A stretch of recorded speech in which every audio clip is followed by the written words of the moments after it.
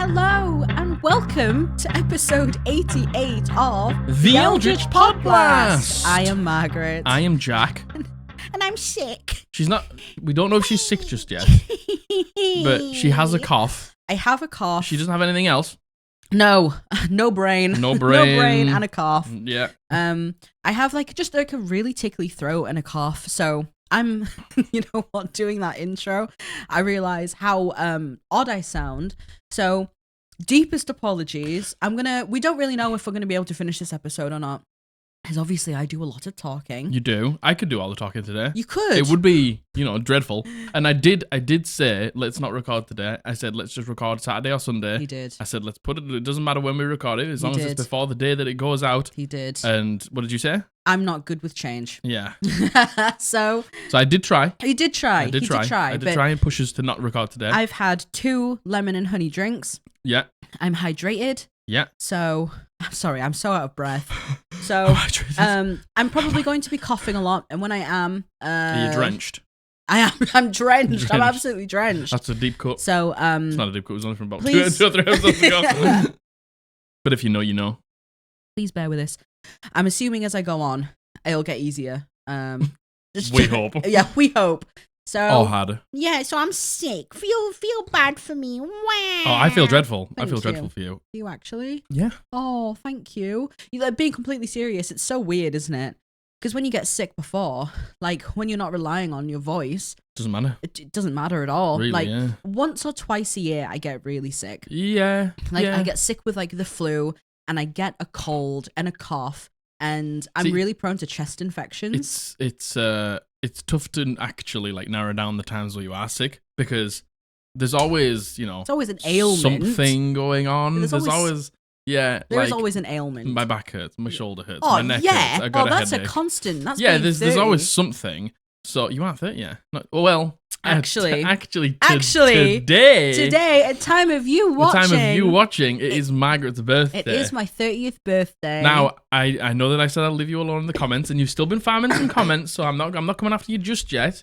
I'd like you to pick it up a little bit, but there's no excuse today. No. There needs to be 100 happy birthday Margarets. I want sympathy and happy birthday Margarets. And if we don't get it, it's the end of the podcast. No. Yeah. No. Yes, it's really? the end. It's the end. It's well, the end. There you go. There you go. If I can't get 100 comments saying happy birthday to one of the co-hosts, one of the hosts of this podcast, I don't know. It's not true. I don't know what we can do. To be honest, you don't have to do that. You don't. We're on about changing the world. Yeah. Can't even get 100 comments saying happy birthday, Margaret. So yeah, I'm sick. Anything for you? I changed tank on World of Warcraft. Yes, he did.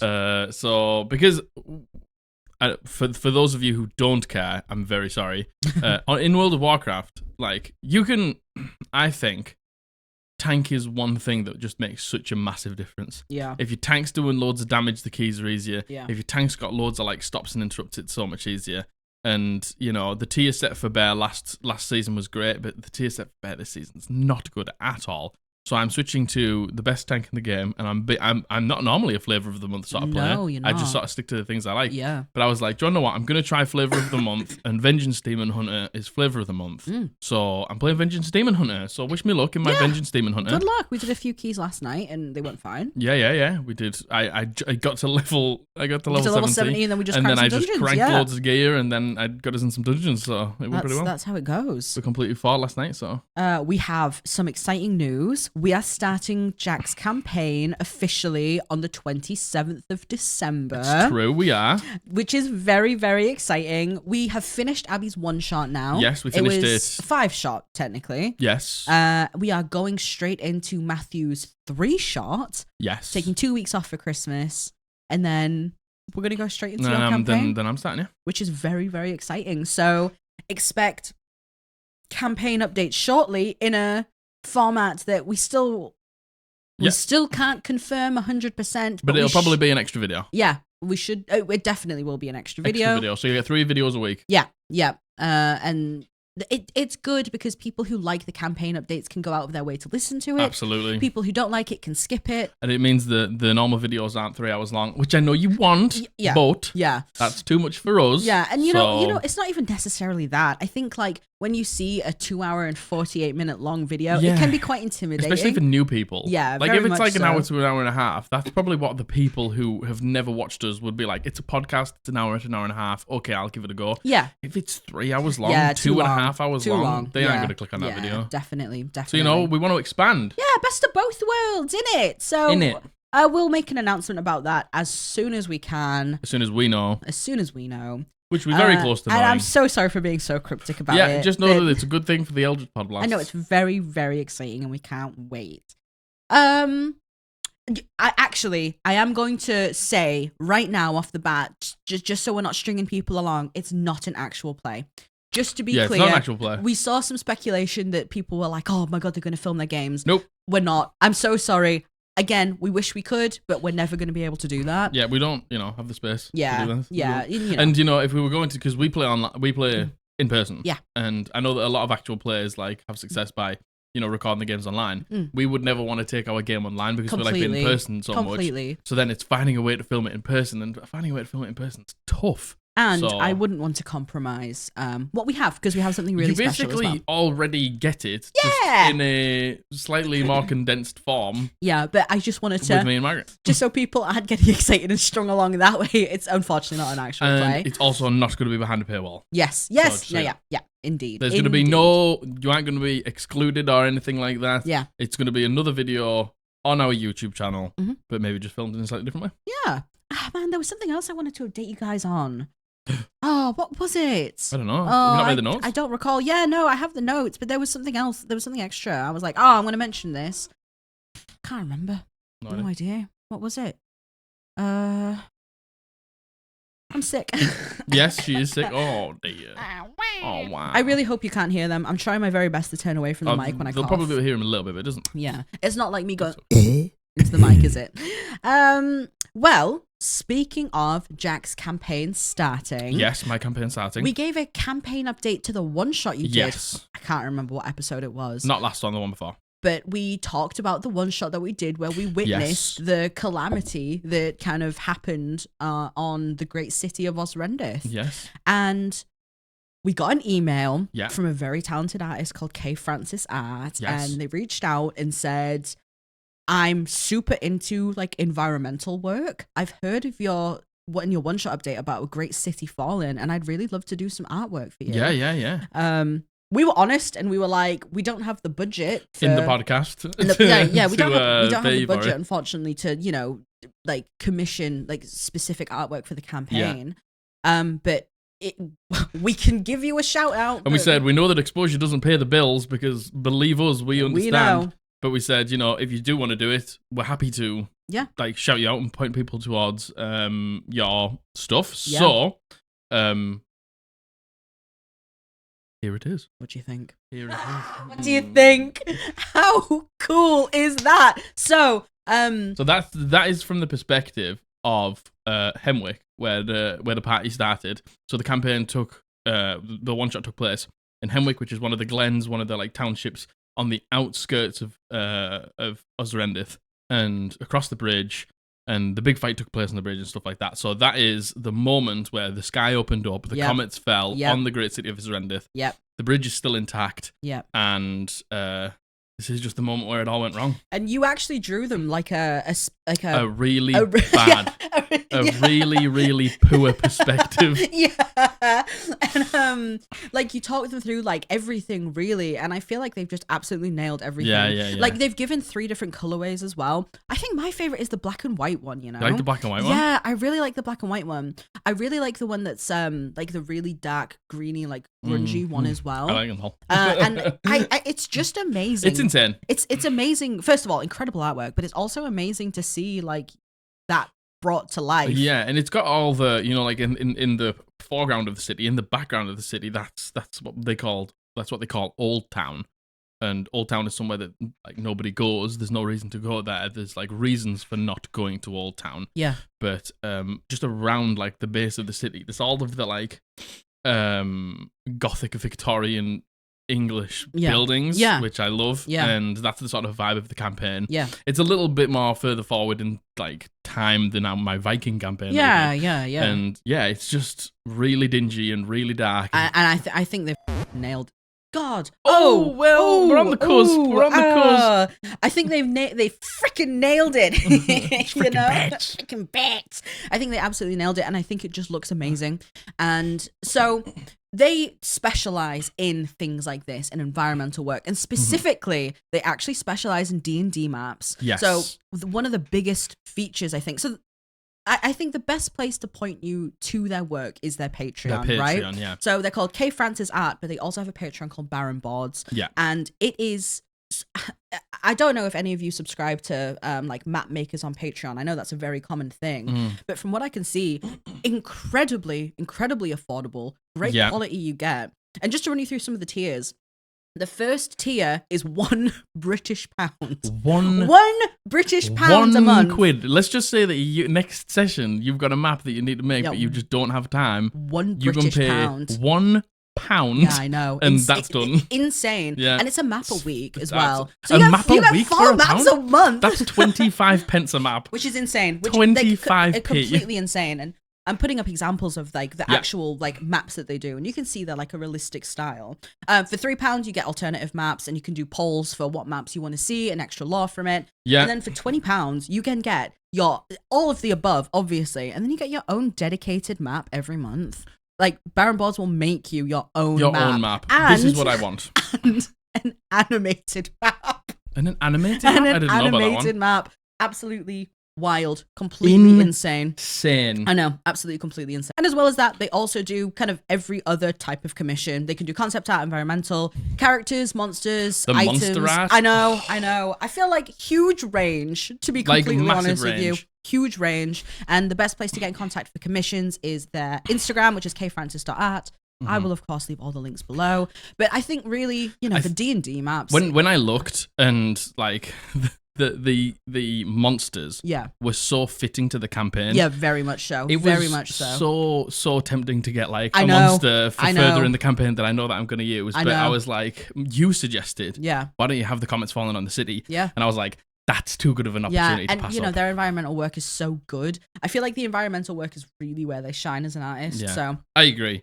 Well, especially after looking at that we received. Unbelievable. Go and show them some support. You know how much we try and look after the small artists to the community. And for 25p a map, I know that's insane. 25 I pence, know, that's £1. absolutely insane. And I some of know. them, like the scale of them, sometimes you don't just want like a small room like you want like tavern. an area map. You want like an area map. Yeah, and totally. I think the area maps that they do are just Again, so I feel like good. that is absolutely where they shine, Yeah, 100%, right? I agree. So thank you so much for Thank you reaching so out. much. So, last thing to address before we get into it is the Homebrew Challenge has closed. The Homebrew Challenge has for a closed. festive spell. Festive spell. Oh There's some my cuties God. in there. There's some really, really good ones in there. Really, you know what? The festive theme is probably going to be my favorite one because it's all so nice. It's so magical. It's so magical. It's magical. And Which is what we want. Sherry, our mod, off the back of this was like, can I please suggest that we do one of the themes as wholesome? And oh my God, we absolutely should. Yeah. We 100% I mean, should. we've done horror. True. So why don't we do wholesome? Agreed. Ingreed. Agreed. Why are you being so greedy? No. So that's it. Our Homebrew Challenge is closed. We will announce the winners at some point. You know when we're going to do it. Is it? It's not Thursday Thursday next week. Thursday next. We're going to announce the new challenge on Monday next week, and we're going to announce the winner Thursday next I'm week. sick. As we do. I'm sick. I'm so sick. So, hello. We had to stop again. We've had to stop 4 times in the first 20 minutes. Yay! I love my dog. I do. He's the greatest. I love him. I cuddle with him and I he's- snuggle him, and he's very cute, and he's a little bit of a silly boy. But when we're recording this podcast, oh my goodness, is he the worst? He is actually the worst. It's unbelievable.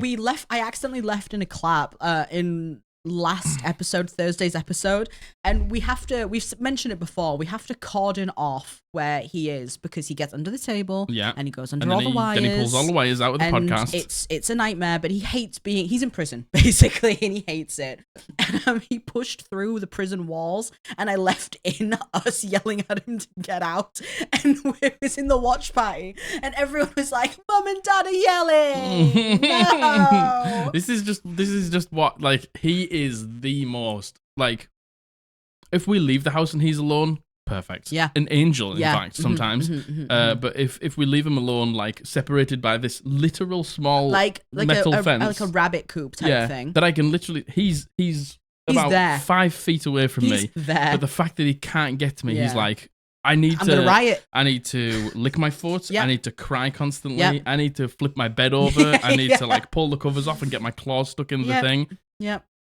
And that's just what it is. Yeah. That's just what we've got to deal with. People are like, oh, is he young? No. He's like 11. About to turn 10. He's about to turn 10 or 11? He's about to turn 10. He's about to turn 10. So he's an old boy. He's getting on. Yeah, he's getting on. And he should know better, but he doesn't. And you know what? We let him get away with it. I honestly think he's getting worse. Yeah, I think he's getting worse as he's getting older. Somebody the other day was like, they just joined the Discord and they were like, just out of curiosity, what's your dog's name? I'm at the point where you haven't really mentioned it.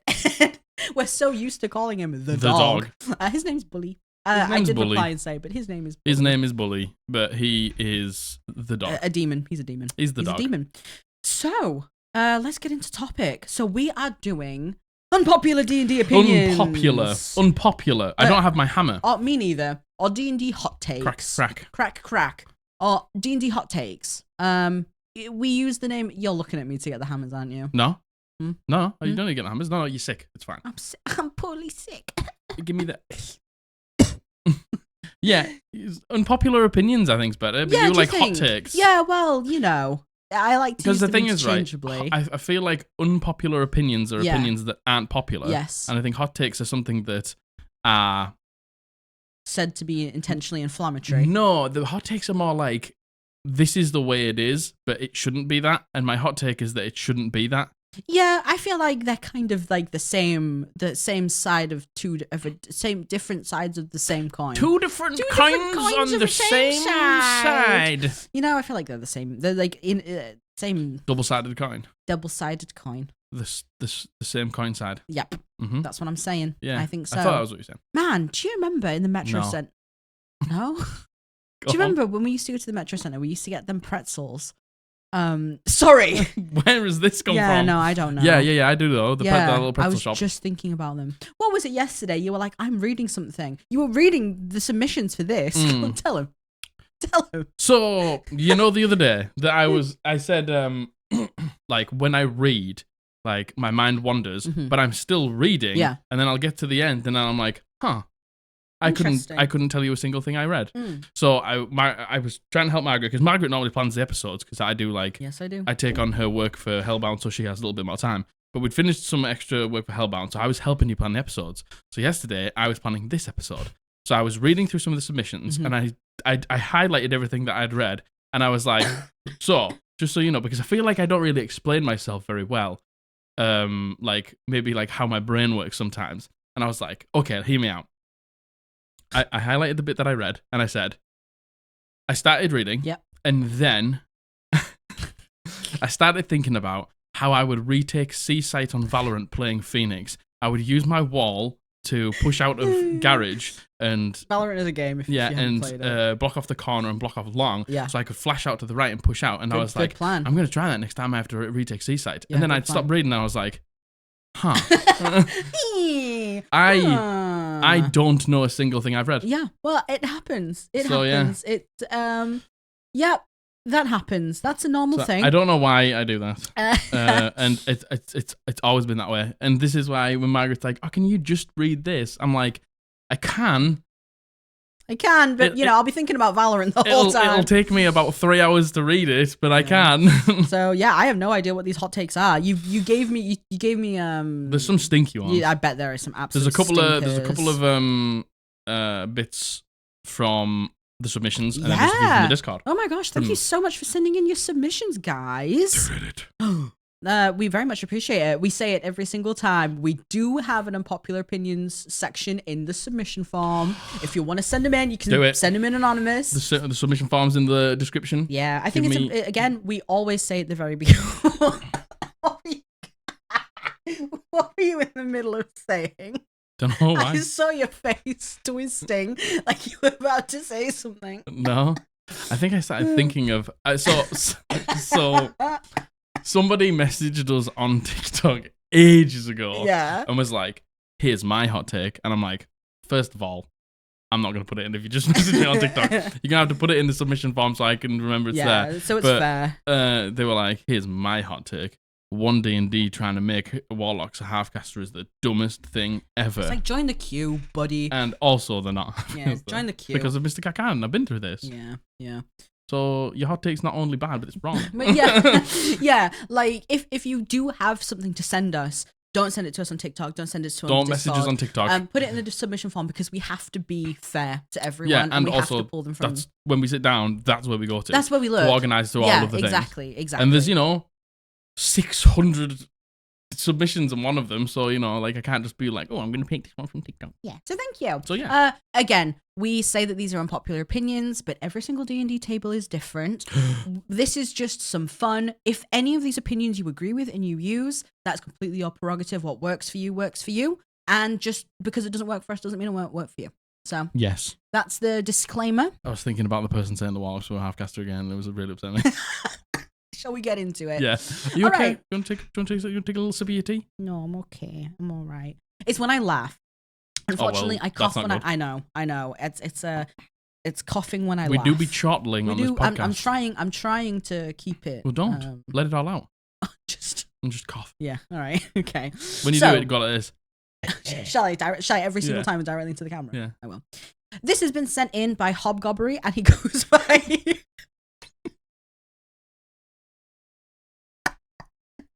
Is that really?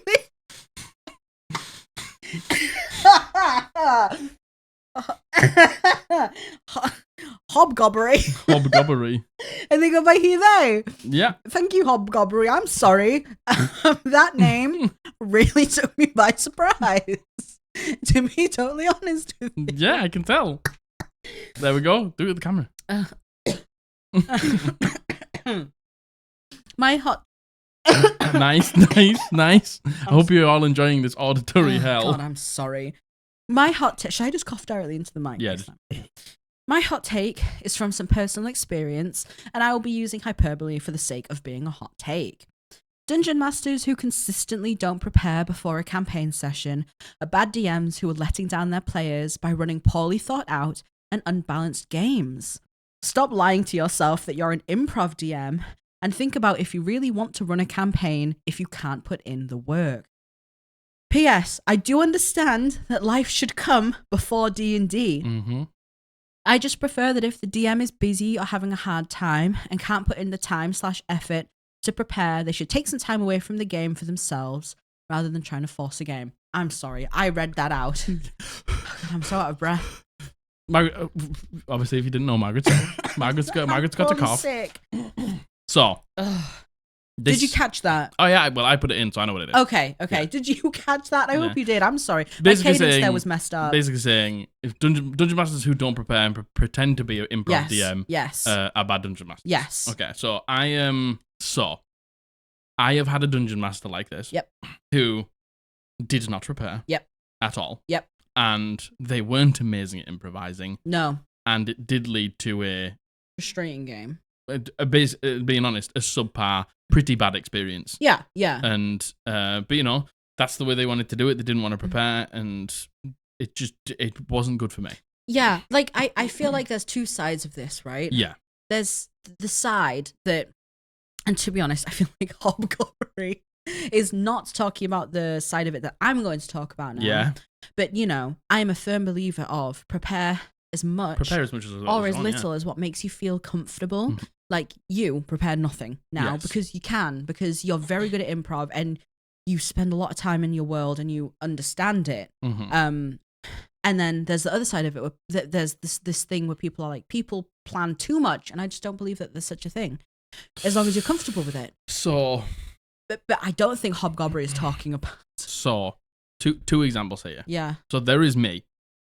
So like Margaret says, I don't really prepare anymore. So for that one shot, I planned the monsters. Yeah. I put the battle maps together. Yeah. And that was it. Because Yeah. I knew what was going to happen. But the thing is, there's preparation that isn't just pen to paper, fingers to keyboard. Oh, yeah. Like mental preparation. Totally. Which is what I do. Yes. I just, plan it all out in my head of what's going to happen. Like when you get there, if there's magic items or there's NPCs that I absolutely desperately need to hex. It's Hex. Hex the Batwolf.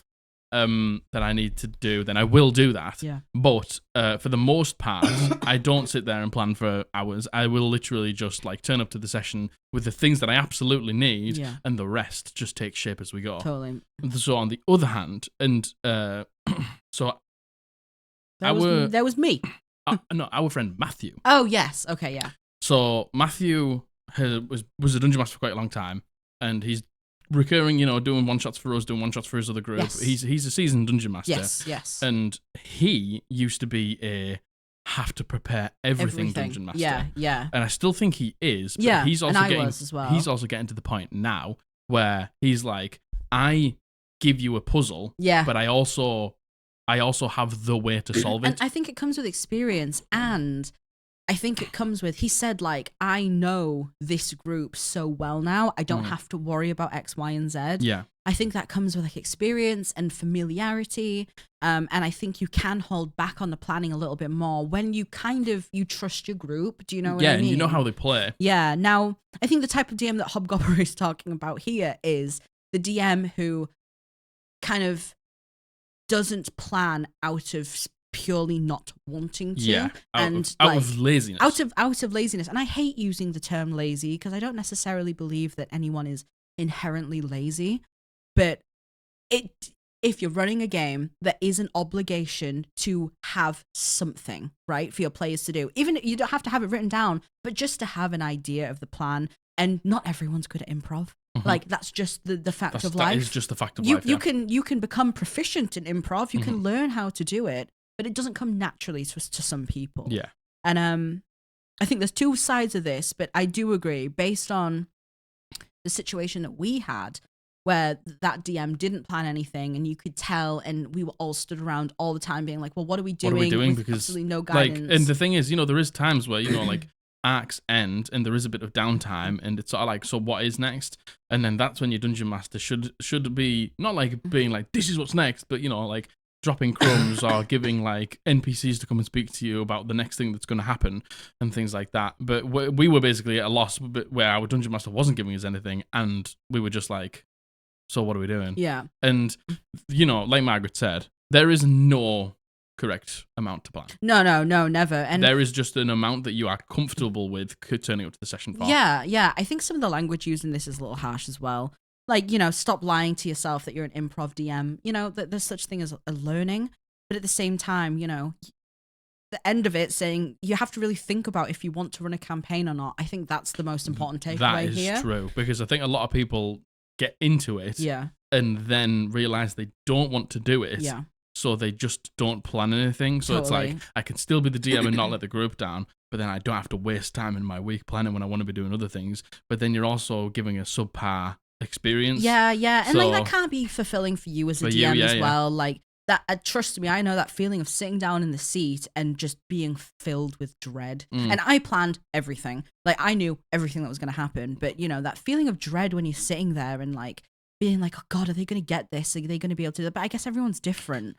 And in terms of you, like there is such a thing as overplanning. Yeah, there is like torturing yourself by overplanning, and like going beyond the point you need to feel confident. Yeah, the overplanning comes where if you aren't like great at the time at like directing the party to the thing that they need to do, and then they don't do exactly what you've got planned, then you get like upset or hurt or start to freak out because they're not doing that. So you like desperately try to veer them on. That's where we start to railroad. Definitely. Because we are like too locked in with what we've got planned. And that's not the path I took, thankfully. But man, I was very close to that point. And that comes with experience. That comes with experience, and that comes from me not knowing really how the group worked. Like we had a new player as well. Yeah. But I think this is First of all, I don't think this is unpopular at all. I think this is yeah. But again, there are improv DMs. There are people who totally like I don't need to plan. Like as long as I've got my combat sorted and my map sorted, I can basically leave everything else to improv. Yeah, totally. Because I know where the session's going to go, who you're going to meet, everything like that. But I'm just really good at keeping it all up here. Yeah, very much. Because if I put it down on there, I'm sat in the session going like this. Yeah, and I want to be doing this. I think people. Oh my god, show me. I want to be doing this. Oh my god. I want to be listening. Oh I want to be goodness. like, because when I'm not listening to you and taking things on board, then I'm not having a good time. Yeah, no, I get that, and I think a lot of people who go into DMing don't realize how much work it is. It is a lot of work. Like, regardless of if you can plan it or not, you physically put the pen to paper. It's still, you have to dedicate time to at least thinking about it. Like, you have to dedicate time to, if there's going to be a combat, at the very least planning out the combat. Yeah, like, and I'm saying things like, I don't plan. I do. It's just all here. Yeah, you don't write things down. I just don't write it down because I think about it for hours. Yeah, it's hours. It's a lot. Planning for D&D is a lot. Yeah, it really is, and I think people don't realize that. And I don't think that people aren't made aware of that enough as well. It's so easy to turn up to your game every week and play along with what your DM's done, and then go, "Oh, I'm going to do that," and you sit down and you're like, "Fuck, it's a lot of work, man. Fuck, that's a lot." Yeah. So yeah, I don't think that's unpopular. I don't think that's unpopular. I think Hobgobery says this is from some personal experience, and I can definitely feel some of that. I can definitely, because do you want to know what? After I had an experience with a dungeon master like that, I felt very similar. Yeah, I felt very much in the same way of like, if you're not going to plan them, why are you doing it? But at the same time, that dungeon master just didn't plan. Yeah, there was no like thought, and ultimately didn't enjoy being the DM anyway. So all right, on to the next one. You know what? I read that out so badly. At first I couldn't remember what it was. I'm sick. Margaret's sick. I'm sick. And it's her birthday. 100 comments for the birthday. And I'm sick. You have to give me 100 comments for happy birthday, Margaret. I should have put a party hat on. Happy 30th. Oh my god. It's a big birthday. Yes, it is. I should have put a hat on. I forgot. It's okay. This next one. This has been sent in by Collin, and he goes by he, him. Thank you, Collin. Thank you, Collin. There is nothing wrong with min-maxing / power building. Personally, I love crafting a powerful character. I think it's part of the hero fantasy inherent to D&D. If you want to deal massive damage or be the best wizard in history, you should be able to. As long as a power gamer can roleplay well, let them pump them numbers. Let them pump the numbers. And he finishes with, "Sorry if this has already been submitted. I'm a new viewer. Don't be sorry. No. There's sometimes we'll be like, because we haven't talked about this. Yeah, like, sometimes, because we're 88 episodes in, there's going to be points where we reiterate. And as we change as people, our view changes as people, especially being on the internet. Oh my god, completely. And hearing so many different views of so many different people. Absolutely. Like, your mind does get changed a little bit. It does. And you get like just more perspective. It does. And that's great. Yeah, like, yeah, totally. So, people who watch every single episode and have from episode 1, you're probably going to hear some repeated things, but maybe slightly different takes with them. Yeah, but maybe different takes with them. Or maybe just reiterating what we think. So, power builders. Yeah. Power builders are fucking great. Mm-hmm. I love power building. Me too. Look at Basil. Basil's a little bit of a power gamer. He is. He likes to, have his setup every round to do maximum damage. Basil was a stars druid in Abby's one shot, by the way. And it's fucking awesome. And I love doing that. And I love thinking about the fucking best way that we can get numbers out of it. Yeah. But I also like roleplay. Yeah. So the thing is, the only time that a power gamer feels bad is when you're the only power gamer in the group. Absolutely. And you know what? I don't even necessarily think it's about the roleplay aspect. No. Like, good D&D doesn't equal roleplay and vice versa. You know what I mean? Like, I think it's, are you the only one? Because if you are, God, that's going to feel bad. It's going to feel bad for you, and it's going to feel bad for everyone else, and it's going to feel bad for your dungeon master, because the dungeon master has to plan for a power gamer and then a bunch of people who maybe don't know how to power game. Exactly. And then the people who are getting no kills and no damage in because you're doing it all feel bad. And then you feel bad because you're taking all the kills. Exactly. Yeah, exactly. I think really that's it. Like, you either have to all be on board with it, or none of you be on board with it. 100%. And the same comes to being an under optimizer. If you're under optimized in a group of people who are even just normal, that's going to feel bad mainly for you. Mainly for you. Mainly for the rest of the team, if like this is like the moment and it's your turn and everyone's going to die if you don't do the thing, and then you can't do the thing because your numbers are bad. Absolutely. Like that feels bad as well. But the thing I love about this is like, as long as you roleplay, like power gamers have been shamed for so long. I know. For only caring about the numbers and only caring about building like super strong for so long. They feel like they've got to say this.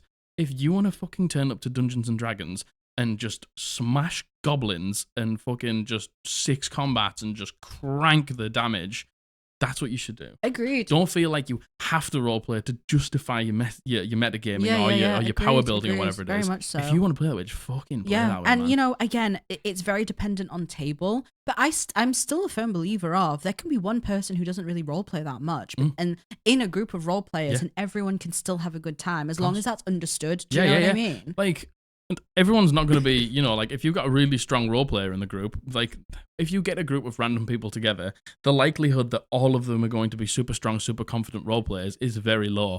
Like you will have people in the group that are better at different things. Yeah, definitely. Roleplay, and combat, that's strategy, the joy, right? Yeah, and that's just the way Dungeons and Dragons is. Agreed. And we should never be like, this is the way to play D&D. Yeah. Because that just fucking eats the fun from it. Agreed. Do we think that this is a unpopular opinion? I think this used to be an unpopular opinion. Yeah, me too. But I think the the discourse is changing around this quite a lot. I think it went in a wave, right? I feel like, you know, back in like 3.5, for example, min-maxing power building was a huge thing. Yeah. And then I think with the rise of things like Critical Role, etc., kind of role play took precedent, and 100%. then those people frowned upon. And I think we're kind of coming into a middle ground. And it's weird. It's so weird to see because in campaign 1, like, you had Vexalia, Beastmaster, Ranger, before it was good. Yeah. When it was actually When it was dog shit. turbo dog shit. Yeah. You had Grog, who was the Berserker Barbarian, inherently really fucking hard to play because you get a point of exhaustion every single time you use your subclass. Yeah. You know, like none of them. Assassin Rogue, not a great subclass. Yeah. And you can see, like, they were just role players who played classes that they thought sounded good, and you know, but now you can see the difference. Yeah, agreed. Like, look at Marisha; she's playing like a Sarlacc. Yeah, she's playing like something like quite optimized. Yeah, like they're all playing now like quite good subclasses. Yeah. They're all picking like they're going into multi. I know they were going into multi-classes in the first season, but you know, Vax'ildan did a rogue paladin druid. Yeah, like it wasn't optimized in the slightest, but it's like now I think everyone's beginning to see that it's okay to do that, because even those people who literally brought roleplay to the forefront of the game, that was the thing that was important, not the numbers. And now also like focusing on the numbers. Yeah, I agree. Both is just a beautiful balance. And you know what? I also feel like as time goes on, the passage of time. The what? The passage of time. Yes. The community's become more open-minded because of the new generation of people in here as well, 100%. And more willing to be accepting. Yeah. So that's a good thing. That's a great thing. Yeah, that's a great thing. I feel like that's maybe not so much an unpopular opinion now. I don't think that is at all now. Yeah, agreed. And there's some wonderful discourse to be had around. Totally agreed. All right, God, there's a lot of submissions. Okay, there's two more submissions. So the thing is, right, the stuff that we get submitted to us are always a bit nuanced.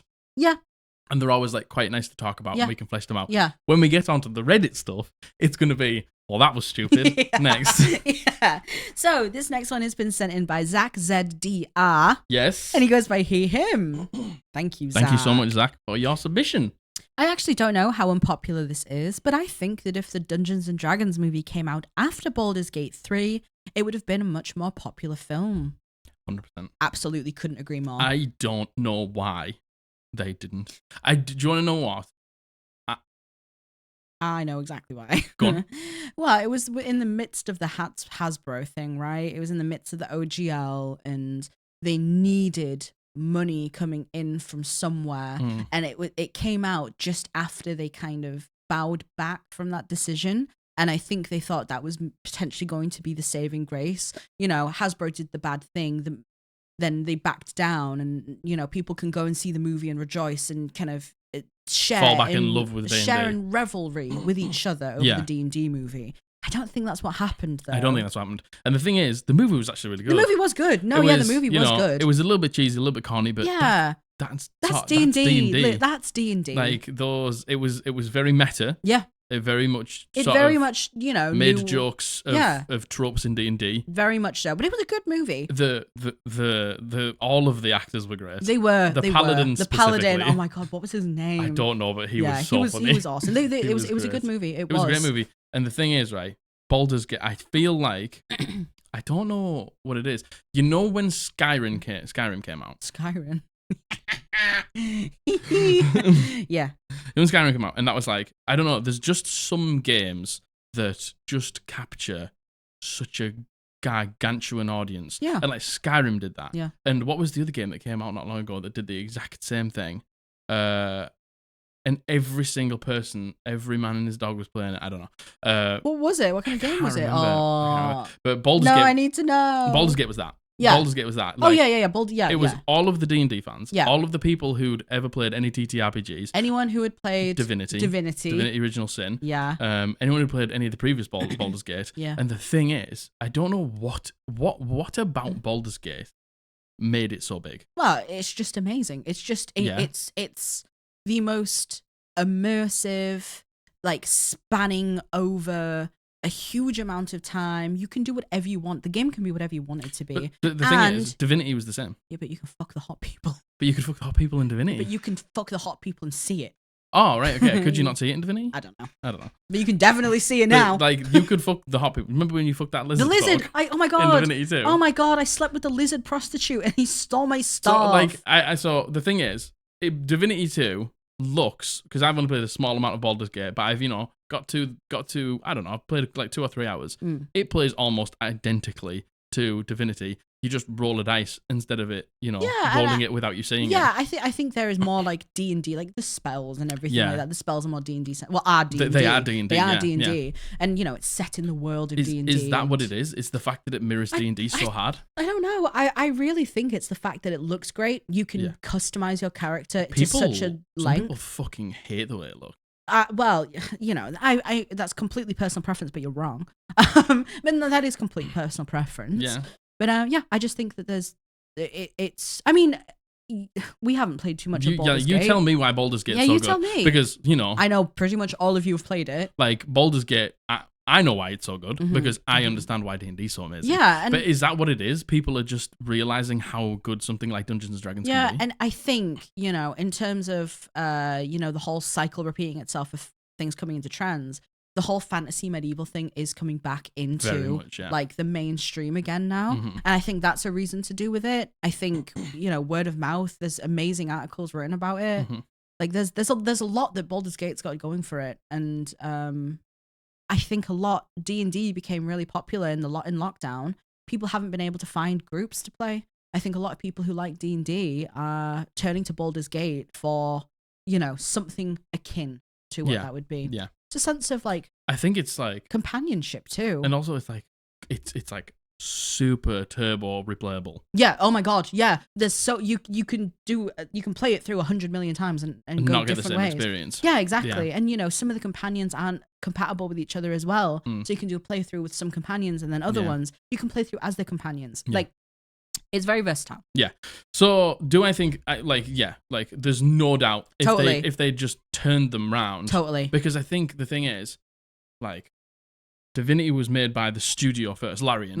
Yeah. And they, obviously worked with Wizards of the Coast to be able to use all of their IP and stuff like that. Whereas Larian weren't involved in the movie. It was mostly just Hasbro and then the directors, or like the people in Wizards of the Coast. So maybe they just were like, I currently fucking hate you for what you've done, so I don't want to go see it. I think with the movie, and this is all pure speculation, by the way. I think they had to release the movie when they did, like financially. Yeah. I think, God, imagine if they released it after Baldur's Gate, how much more successful it would have been. So unbelievably successful. Agreed, but I think they had to. Yeah. To be honest, that's what happens when corporations run everything. Yeah. True though. True. All right, thank you, Zachzdr. I said it properly. So this is the last submission, and then we're going to go on to the Reddit ones. So this has been sent in by John, and he goes by he, him. Cheers, John. Thanks, John. I believe that Artificer is the worst half-caster class. I'm currently playing one in Curse of Strahd. I have chosen the Armorer subclass, and I'm not finding it the most interesting. Most half-casters get something fun in return for having less spell slots. Warlocks get invocations, paladins get smite, healing and stuff like divine sight, and rangers get favored enemies plus favored terrain and a pet. What do artificers get? The ability to create magical items, and not many at that. Other than that, the other abilities they get are not very good, or small things that never really come up. Look, I don't think it's the worst class, I just feel like it's lacking in something to compensate for being a half-caster. You don't want to know my opinion on artificers. I do. Oh, I do. I do. But the thing is, I don't think that you hate it for the gameplay. I think you hate it for the fantasy. I do. I hate it for the fantasy, yeah. Like, I don't know why. You know what? I really don't know why. I think because I'm the same. Like when I think of medieval fantasy, traditional fantasy, like Artificer just does not fucking fit in there for me. There's so many ways you could reflavor the Artificer to fit, right? Agreed. But the fantasy of the Artificer as it is, I personally don't like it. I know loads of people do, obviously. Yeah. But you know what? Because I am so vehemently against them, I don't actually know too much about them. Well, so we were actually talking about this. We were talking about this because so weirdly. Josh was talking about playing an Artificer. Yeah. And this is exactly the conversation we had. So, like, I think when you're an Artificer, it's not that you have to be creative. Yeah. But you have to, I think, more understand how to use it. Very much so. And it does require downtime. It Yeah. does require tinkering. Yes. And making things for people and making, like, companions and things like that. Yes. And being useful, like, outside of combat. Yeah. And a lot of people pick a class mostly for what it does in combat. Yeah. So when you realize that it's a half-caster that, has some stuff that can, be like, hey, a barbarian, here's a +1 greatsword. Yeah. Like, and, at some point, that's going to become moot as well. Yeah. Do you know what I mean? Well, +1 never. No, yeah, but do you know what I mean? There's going to be probably a point, right, where the barbarian gets... Oh, unless you can stack it. I don't know either. If I was a dungeon master, I would say you can stack think it. you have to have a DM that's kind of willing to... I mean, one thing that we discussed with Josh was, maybe you could make things more often, or you could, like, have some sort of system. But then again, that's just really changing the class for what it is. So... What do you all think about Artificer? Yeah, what do you think? I know mostly Ratty P loves Artificer. Yeah, I mean, Matthew loves Artificer. Yeah, Matthew There's loves like, Artificer. and look, I'm going to call out Ratty P, I'm going to call out Matthew, I'm going to call out all you Artificer mains. Go on, call them out. I think Artificer mains are nerds. Yeah! I think you like the idea of creating things like with your hands, like being smart and like you like thinking outside of the box, like manufacturing things. Totally. And like Matthew loves building PCs. Yeah, very much. Matthew likes Matthew's mouse broke, and he doesn't just buy a new mouse. He opens it up and looks at the stuff inside, and he's like, "I can fix this." Yeah, Matthew likes to tinker in real life. He is an artificer in real life. Yeah, agreed. And that's why I think he enjoys it. And I think there is a specific type of person. Yeah, who enjoys that. Who enjoys it. Yeah, totally. And I completely see the fantasy from that perspective as well. To be honest, I agree that I don't think it's particularly great in combat. Me neither. It doesn't have it has half caster spell slots. Yeah, it's not like if you play the armorer, then you can be a little bit tanky. Yeah, and you can have a big AC. But what do you think about it in combat? Yeah, I want to know what you think about it in combat. People who have like played Artificer, people who have DM for Artificer. What do you think? Because we haven't experienced that personally. The fantasy of it doesn't appeal to me. No, not at all. And it never will. No, yeah, not at all. And I think there's a lot of people like that, but there are so many people who are like, I would die hard Artificer. Yeah, totally. Die by the Artificer. Yeah, I'd like to know. I want to know. So thank you, John. John. Thank you so much, John. John. You. John. So all these other ones are from the Reddit. Uh-oh. Uh-huh. Are you ready? Yeah, I'm ready. I don't even know what these are. The first one is just, Oh. The first one is just Reddit epitomized. Totally. Well, you ready? You ready? Bards don't belong in the game. There you go. There you go. That's it. Bye. There you go. The thing is, I'm not kidding you. It is simply the 5 words, bards don't belong in the game. Yeah. And do you want to know what? I scrolled down the Reddit and there was multiple saying this. You know what? I saw this as well. And I don't... See, the thing is, I have this take more about artificers. Because in my traditional fantasy brain, when I think about tradition, I understand that D&D doesn't have to be traditional fantasy. Oh, no, I'm not an idiot. Yeah. Like, I understand that. But when I'm thinking about traditional fantasy, like, it's artificers that don't belong in the game to me. Yeah. Bards are a thing.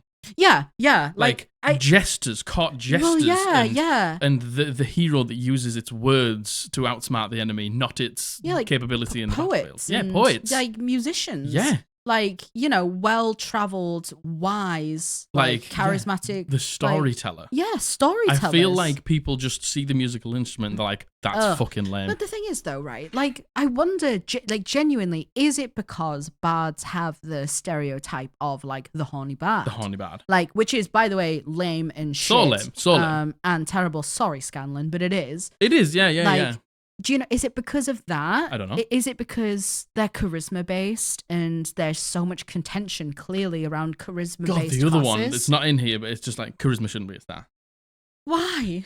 Why? The Constitution shouldn't be a star. It's like, what do you, what, but the why, thing is, though? the problem is with most of these, it's like they say it, but they don't tell us why. I so know, we have that's to the speculate. point, though, so isn't it? This is, bards don't belong in the game. I just don't why, though? They fill a niche. They really do. They are a charisma class Yeah. that is a full spellcaster. Yeah, like... And, we have sorcerer. Yeah. But the bard, I feel like, is a little bit more supporty. Yes, and I feel like the bard is also more flavored in a particular way, and not the horny bard trope. But, again, like the storyteller. Like, if you want them to be like the exuberant, like, face of the party, the charismatic one, the one who can talk their way out of a problem. Yeah. Like... everyone has the fantasy of, like, their character playing, like, a lute or something like that. When you're in that horrifically dangerous situation and you're like, this is an unwinnable fight, and the bard just begins to, like, talk. Yeah. And the DM's like, okay, make me a persuasion roll, and it's like, that's a natural 20. And then they worm you out of this potentially terrible situation. Potentially almost impossible situation. Yeah. And... they like put a little gold in the pocket and they're like, you take care of yourself. And then the party just walks out scot-free and everyone's like...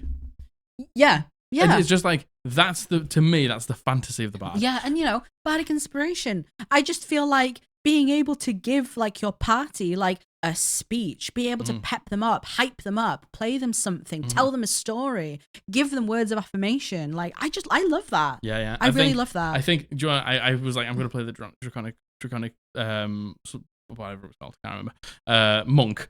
Yes. I'm actually going to play a bard. You're going to play a bard. Yeah, I am. Because of this, I was like, I need to experience a bard. I'm going to play a bard. Love bards. I love bards. That's all I'm going to say. You love bards? I love bards. Do you love me? Yeah, I love you very much. Do you love me as bard? Yeah.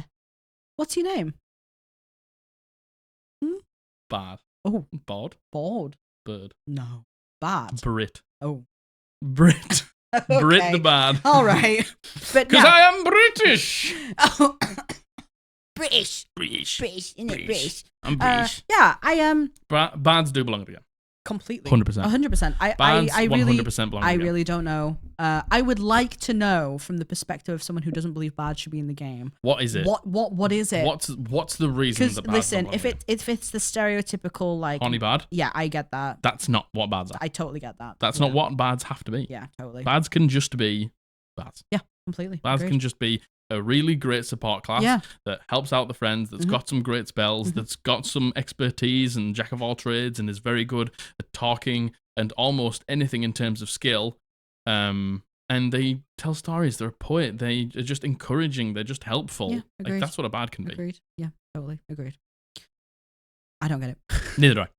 All right, this next one. That is... can I say it's unpopular when there's so many people in the subreddit? Oh, that's so unpopular. I think it's unpopular. Yeah, that has to be unpopular, right? Yeah. I forgot that this was Unpopular Opinions. It's to be completely silly Bo honest with you. Billy. Yeah. Silly Pachili. So the next one is, on, which I see all the time, 5e kind of sucks. It's too easy. I see this take all the time. Yeah. Constantly, consistently, all the time.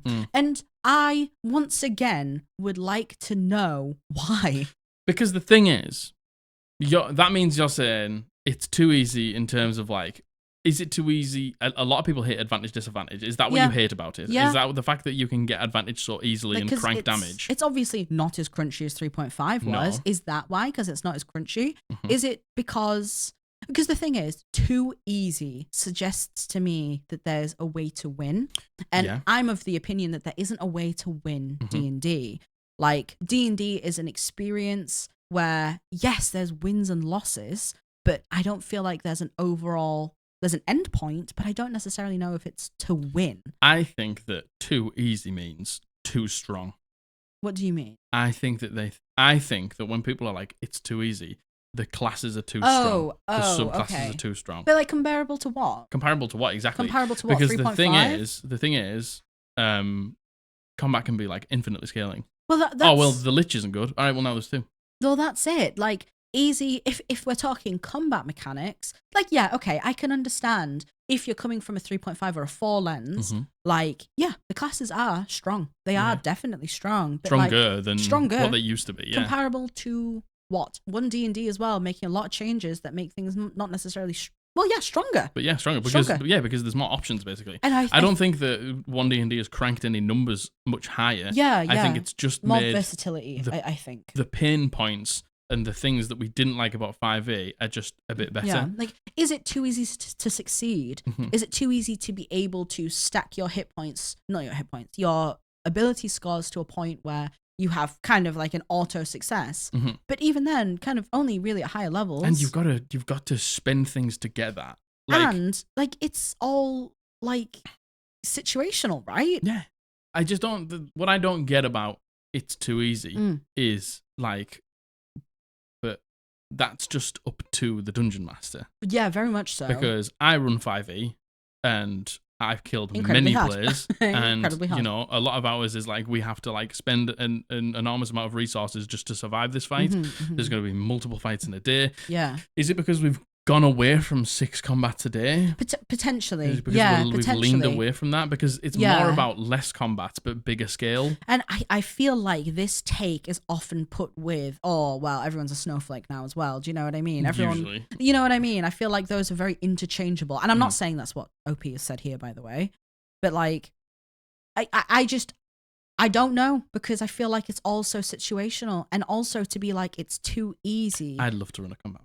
Well, I think you know, being like it's too easy, like, but was it fun? Yeah, you know what I mean? Was it fun? If you just equate, because the thing is, right? I can say this because I'm exactly the same.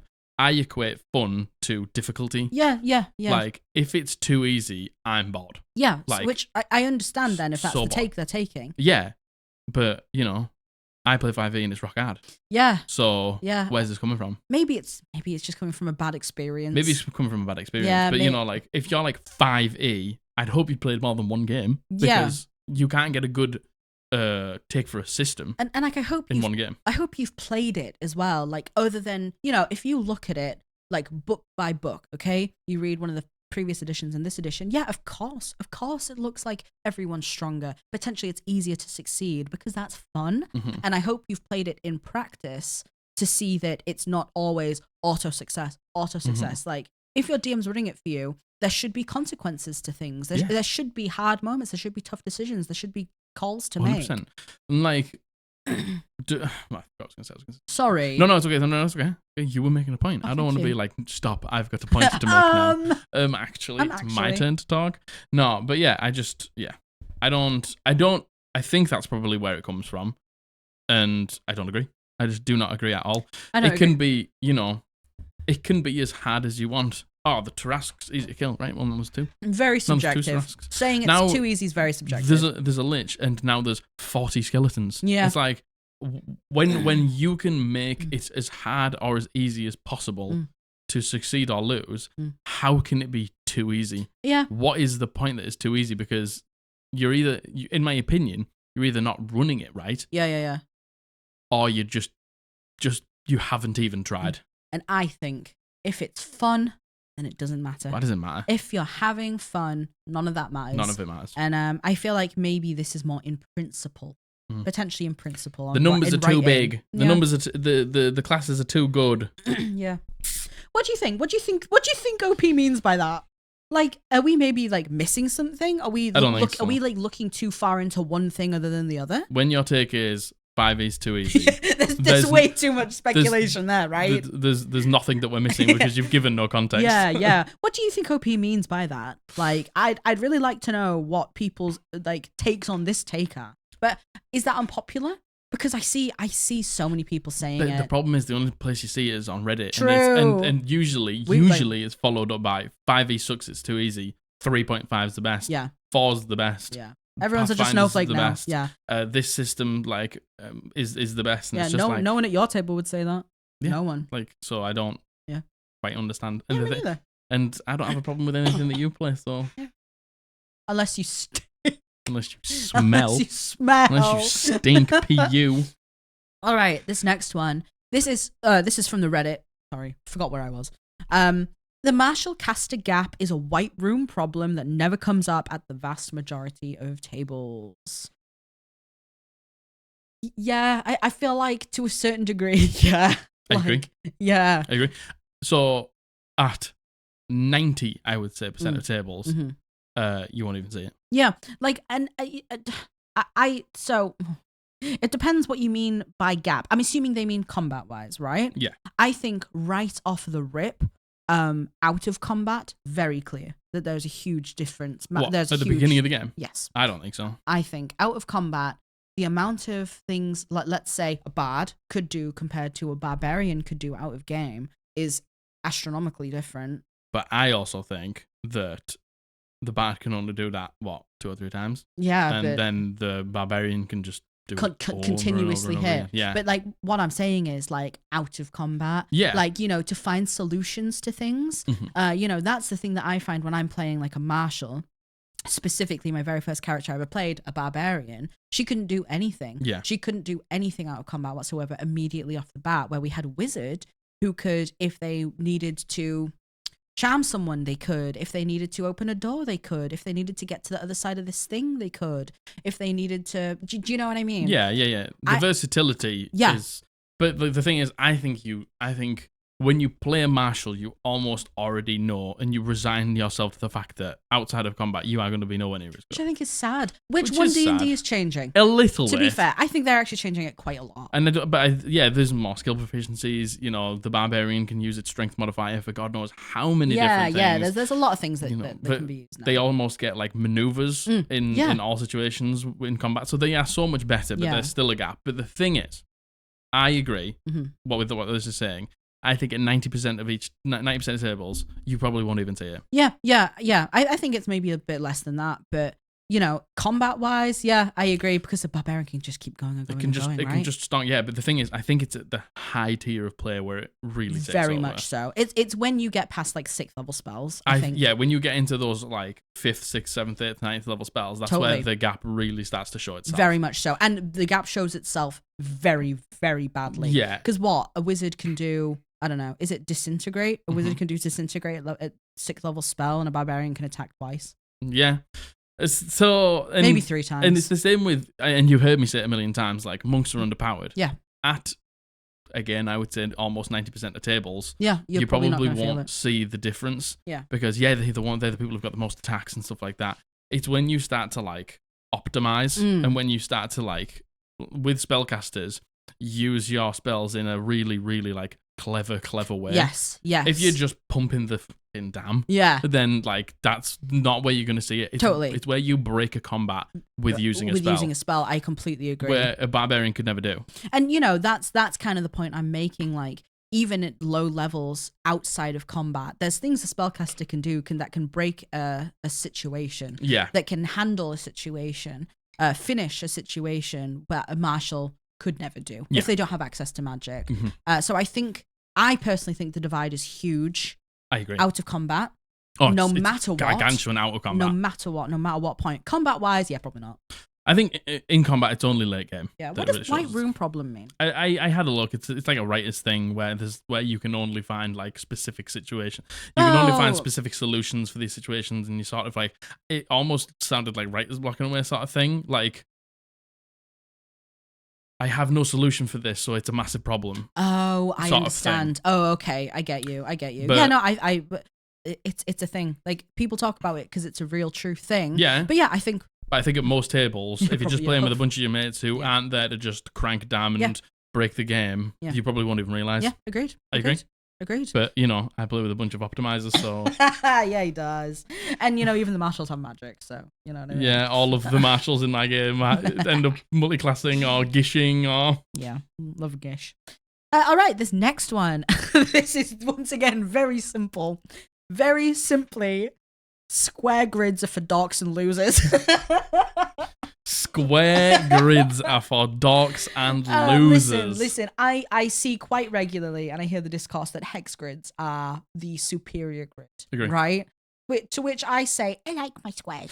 I, as a dungeon master, fucking hate square grids. You hate them. Because you should turn your maps into hex grids then. Tailspire doesn't support it. Oh, I know, it's a nightmare. Oh. So, look, hex grids are superior for one reason and one reason only. Diagonals. If you just allow 5-foot diagonal movement, you can scale the map almost twice as fast as you can in just a straight line.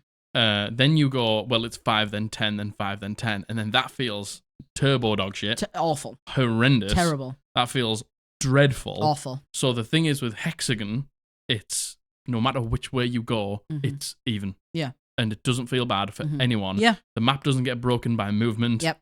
You can't escape faster this way or this way. Yeah. Like, it is just fair. Yeah, I agree. And we used a hex grid once, I think in our friend Jack's game, didn't we? Jax or Matthews? I think it was Jax. I think it was Jax. Right. He brought down a hex grid, and that worked really well, I think. Because it was a massive map as well that we had to traverse, and it worked really well for that. But I like my squares. I get it. It's traditional.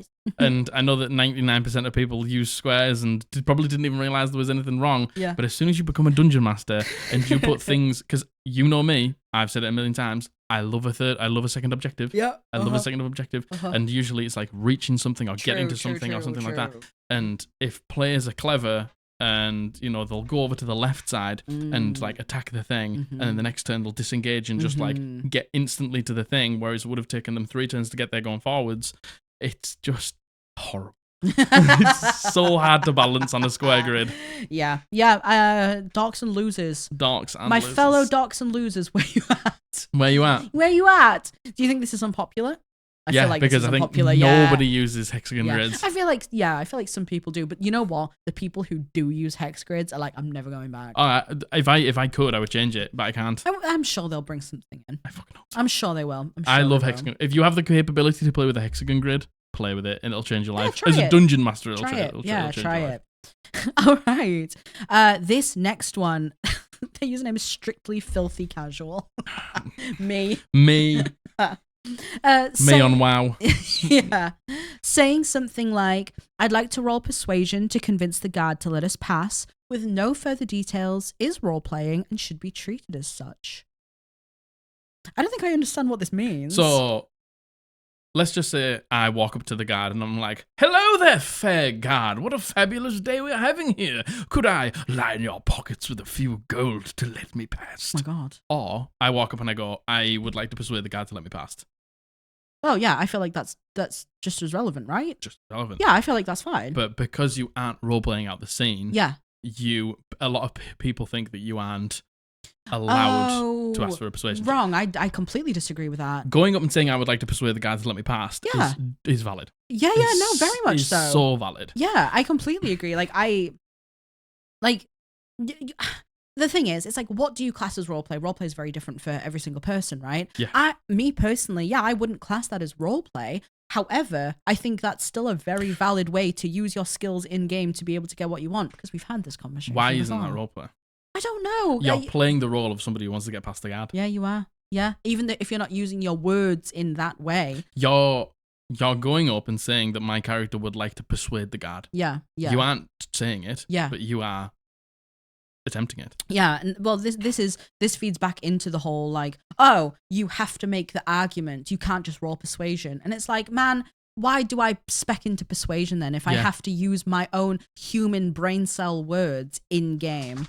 Like, yeah, I think that's very valid. I think it's so valid, but I think a lot of people would disagree. Yeah, I mean, even me then, I was like, yeah, I don't necessarily know if I would class that as roleplay. Because everyone has like a different... Everyone's got a different definition. And this is the thing, it's just like we all just play so differently. Yeah. But somebody who wants to play a bard, wants to play a warlock, even just wants to play somebody who's got something in charisma, if they aren't good at saying out loud, because it was like take my brother.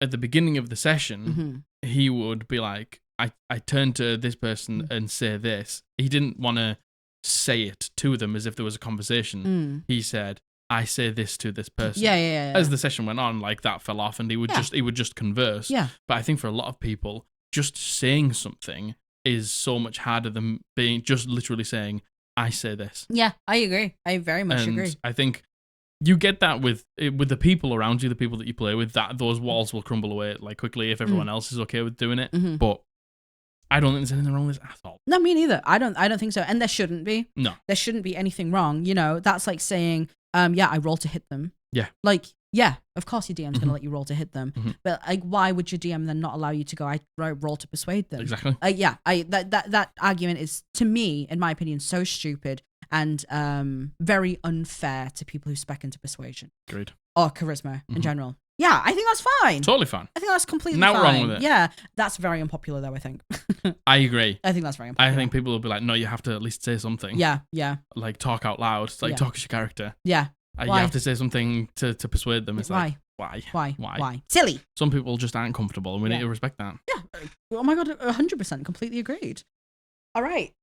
This next one is resume. Resumont? I don't know. I'm just watching my dog do some spinnies. I know. He is spinning. Oh, he is digging in his bed. Yeah. Oh, he's all right. Yeah, right now it turns around. Yeah. You know what? Because obviously I record on my phone and there's audio that comes through on my phone. Sometimes I just like to listen to the audio on the phone to hear what picks up. And it's normally 10 times out of him crying or him digging in his bed. Yeah. Oh man, what a dog. What a day, what a dog, huh? What a dog. Okay. Resurrection magic. Bloody hell. i.e. Revivify is far too available in game and should be much harder to get and more expensive to cast. Especially at the higher levels of play, the only way to really threaten a PC is to disintegrate them or wish they didn't exist anymore. True. Me every night. Please. Smite them. I just personally struggling with balancing potential death when resurrection is so easy to come by. Like, I might as well just kill the PCs frequently to make it feel useful the way the game is balanced.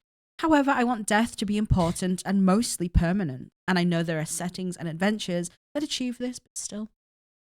To which I would just say, in session 0, just say if you die, you die. Or just use alternative death rules. Yeah. Where Revivify isn't, I cast the spell and they're alive. Yeah, was it coined by Matthew Mercer? Yeah, I think so. Yeah. I feel like he was the one that I learned it from. I'm sure somebody will correct me and say, you knew it from here before, and that's fine.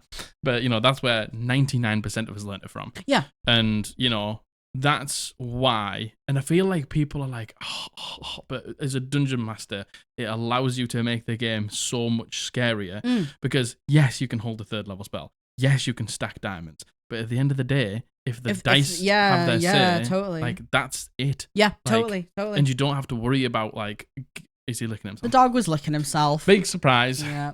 Can you remember what we were saying? Shock to no one. Yeah. Can you remember what we were saying? No. No, me neither. Did we do the next one? Yeah, we were talking about death. Oh, yes. Good goodness, I was all over the place there. Goodness gracious. Yeah, so this is the thing. Doesn't even matter if you get a high level player. It literally doesn't matter if you get a high level player. Like, if you just lay it down that every single time that you are trying to bring somebody back from being dead, there is a roll involved. It doesn't matter if it's resurrection, true resurrection, whatever it is. Yeah. There is a roll. Yeah. And that just takes away. Yeah, like, you can do whatever you want if the people want to help with the ritual of bringing somebody back to higher or lower the DC. If you just don't want that at all, you literally just leave it up to a roll of the dice. Yeah. You're like, all right, you're casting Revivify. Yeah. Roll the dice. If it's higher than a 10, you come back. That's actually a very commonly used thing as well, to be honest. Like, and like I said in the beginning, this OP says, like, I want it to be important and mostly permanent. You could just go in at a session 0 and just say, like, look, I want death to be permanent. Is everyone okay with that? There's no resurrection spells. Everyone has to be okay with that, first of all. But do you know what I mean? Like, that's a big buy-in. Yeah, but totally. I think and a lot of trust. Yeah, because if the combat's a rock hard and people die all the time, and you're like, you can't come back. But maybe that's why the combats are so difficult, because the DM's always looking to kill someone. And part of me is always like, people don't have to be invested in death to be invested in the game. I know I can see here, this is like from a point of frustration, right? And from a point of being like, man, I want it to matter. But I would also say, like, if you have this opinion, like, are your players enjoying the game regardless? Are they just as invested without the looming threat of death? Yeah. In which case, like, maybe don't focus on it so much. I understand in a bubble, it's so easy to get so focused on these things, but... So I get it. And, you know, if the players are having a good time, that's great. Mm-hmm. But as a dungeon master, you also have to be having a good time, which we always say. Yeah. And to me, I literally... If death wasn't an option, I just wouldn't put combat in my game. Yeah, well, yeah. Because there's just, in my opinion, and this would probably take a lot of people off guard, and I completely understand that. If combat it can't result in death, then combat is pointless. Yeah, I feel like that's where we've differed the most, like in terms of like any opinion we've ever had on in D&D, right? Yeah. Like that's the one thing time and time again we always disagree on. Because to me, I'm like, I care very deeply regardless of death. But and the thing is, my need for characters to be able to die doesn't come from that. Like the fact that you love the game is brilliant. Yeah. And I love that, and I love that you're invested in the story and in the combat. You're always going to try and do as much damage as possible and keep everyone alive. That's great. It's for me. Yeah. But like I've said this before, like why does it matter so much about people like dying and staying dead? But no, not staying dead. But dying. Like dying, because then why are we having combat? For fun. For fun. For some fun. For a little bit of fun. So for me, that's not fun. Yeah, no, and I completely, and we've had this conversation a million times. Yeah. And but I think at one point you got really caught up in the fact that it had to matter, and you kind of wound yourself in circles being like, there has to be this huge consequence. There has to be consequence. Yeah, but you were like, there has to be a huge consequence. And I think you changed your mind in the end, and you were like... Well, I didn't. Yeah. I didn't. It's not that I changed my mind. I just opened up my options a lot more. Sorry, somebody was at the door. Oh my God. Everybody wants a piece of us. It's like it wasn't meant to be. So, what were we talking about? When T. Abby died. Oh yeah, because you were like, when Abby died, and I was about to be like, not Abby. When T. Abby died at the end of Abby's character, at the end of my campaign, it was too late for her to die. We were two sessions off the end of the campaign. Yeah. Or 3 sessions. Yeah. And I was like, that would feel so bad for me, so bad for her, so bad for everyone. To introduce a new character 3 from the end. So I was like, if the resurrection is successful, great. Yeah. Then nothing has to happen. We've rolled the dice, but the dice did not have their say. Yeah. And she failed and she died. Yeah. So I said, Abby, what is TRP going to give up to be able to bring her back? And I let her make the decision. Yes. And she sacrificed Vinriel, yes, who was basically going to be her partner in crime, who she turned into a vampire, who was hunting her in the beginning of the campaign, and she was going to basically fight vampire crime with Vinriel and turn vampires back into like not having the bloodthirst and stuff like that. And that was a big thing for her, and that felt great. Yeah. So if I'd have just been like the fact that she gave something up made death feel actually good. Yeah. Because it's like, man, I don't want to die because I don't want to lose anything else. Yeah. But it wasn't, she dies, she's gone. Yeah. I mean, I think you also gave her the option to roll a new character if she wanted to, but like, fuck me, who was going to do that? Who the fuck wanted to do that? She wanted to see the end of the campaign. I wanted her to see the end of the campaign. So, like the threat of death is good, not just for death, but to lose something. Yeah. Yeah, and you know what? I do agree. And I've always said I want someone in the party to die. Not me, but I do want someone in the party to die because it feels good. For example... But there you go. Yeah, like it feels good, but that's because I like being sad. But no, but it's because of the drama. It is.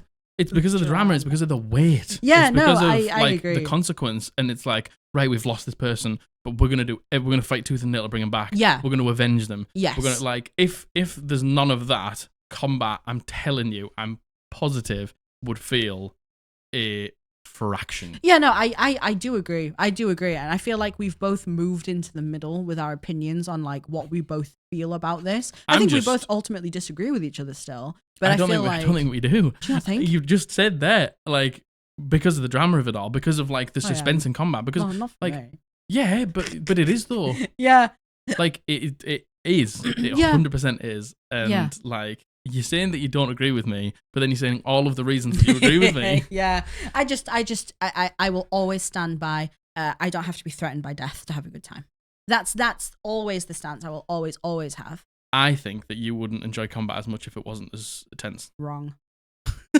Simply wrong. Do you not believe it's tense. Yeah, it's tense. But it's tense because. Yeah, it's tense because we want to beat the thing. I don't think that's true. No, it is. It's tense because, there's things to be, like, narrative reasons why if we lose the thing, like, things will be bad. Yeah. Like, in the first D&D game we ever played, I didn't realise TPK was a thing. I thought you just, like, you wake up on a beach and you just, you redo the combat again. Nope. And, that whole time, I thought it was incredibly tense and I was so invested always. And I didn't even realize TPKs and dying were a thing. Mm-hmm. But now you do. Yeah.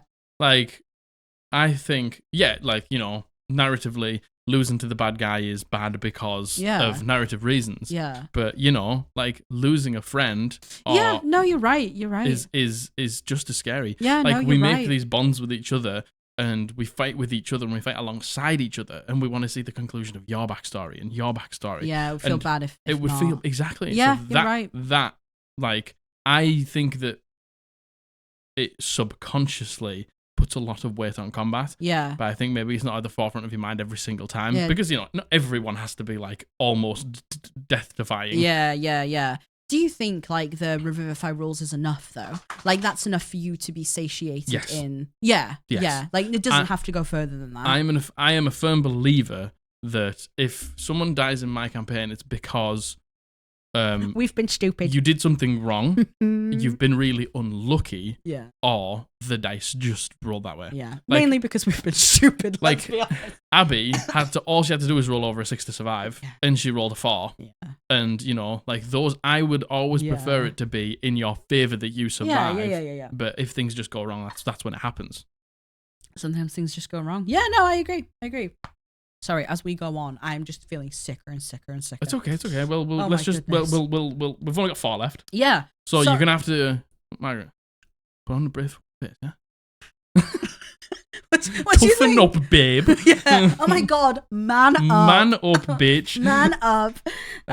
You're gonna be okay to finish it though. Yeah. I can finish it.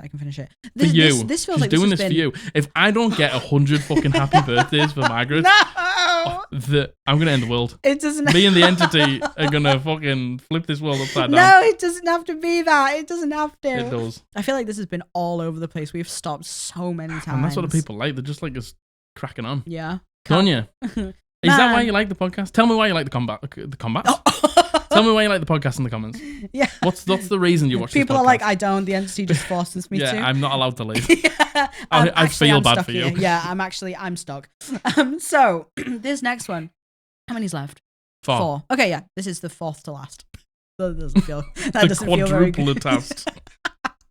I give not the slightest tinker's toss for any D&D lore whatsoever. Neither do I want to dig into it. Official settings, novels, characters, and blah blah blah hold absolutely no interest for me. I just like having a bit of fun with a group of mates in a homebrew campaign. Lore is there for other people to enjoy. It can get in the bin for me. How British is this person? But you know what? I feel like they summed it up perfectly. Like, other people can enjoy it, but for me, like this is it. This is me. Like, and the thing is, everyone's always like, "Oh, I'm running this," and I'm like, "I don't know," because I've never run it. Yeah. And I have no desire to run it. Yeah. Personally, like, I just, when I think of a campaign, this is my, like, this is just me all over though. Like, if it doesn't go exactly the way I want it to do in terms of narrative, yes, the players can, interrupt that and diverge that however they do, and that's what I want. But if it doesn't, like, sit exactly in my brain, exactly what I want it to do, then I'm just not fucking interested. Well, in terms of, like, a module. Right.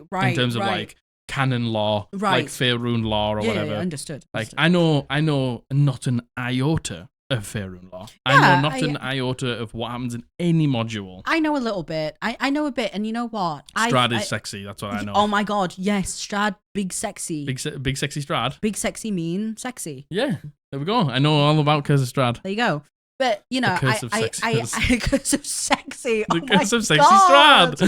I think it's a really great place to pull a lot of inspiration from, in my opinion. You just click at him. Just click at him at this point. I think the official canon lore is amazing to pull Yeah. inspo from. It's amazing to base things off Yeah. of. I think it's an amazing foundation. And Yeah.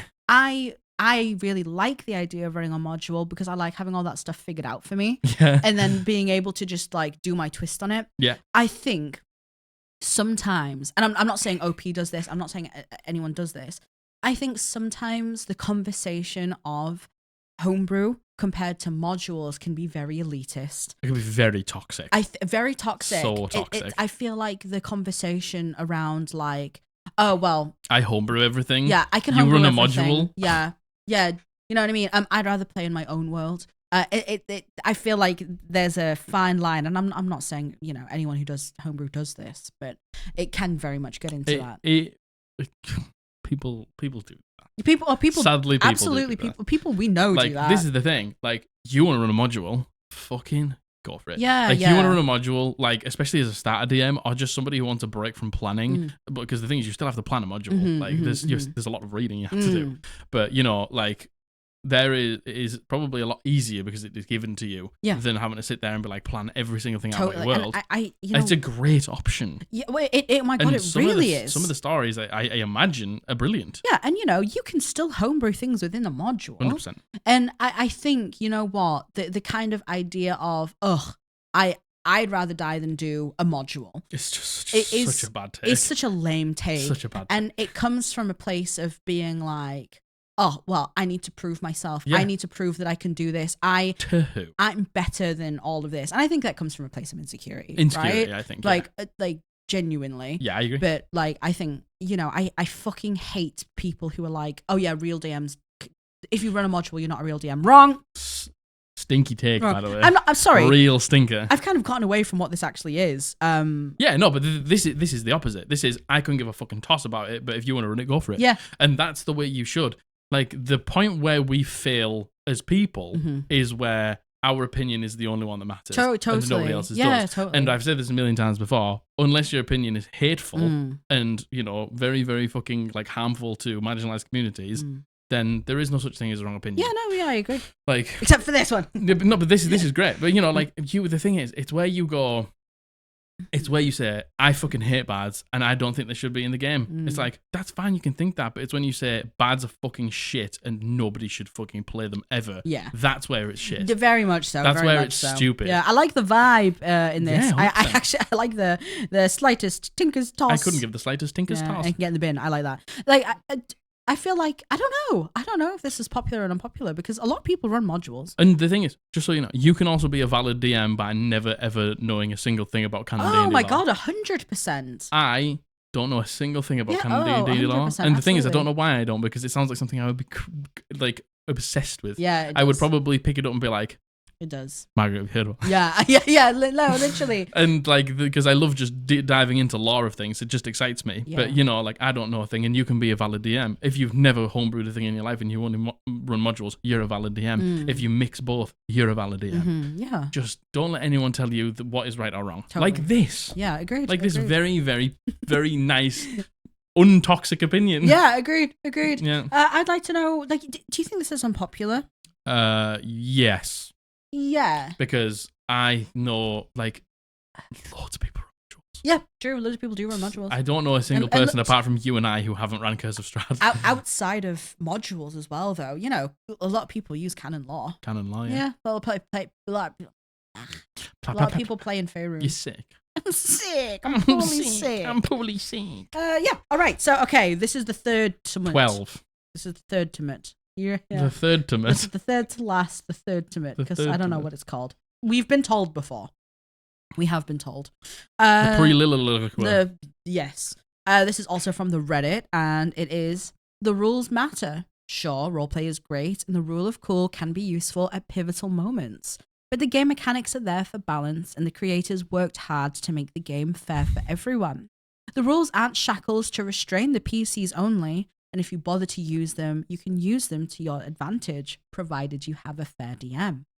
I completely agree. Completely agree. Yeah, I completely agree. The rules, to me... The rules are the rules. The rules are the rules, and the facts are the facts. And if you want to Jeez. Play D&D. You got to do it by the fucking rules, bitch. Oh my god. So no, like, yeah, I agree. Like, to me, rules matter.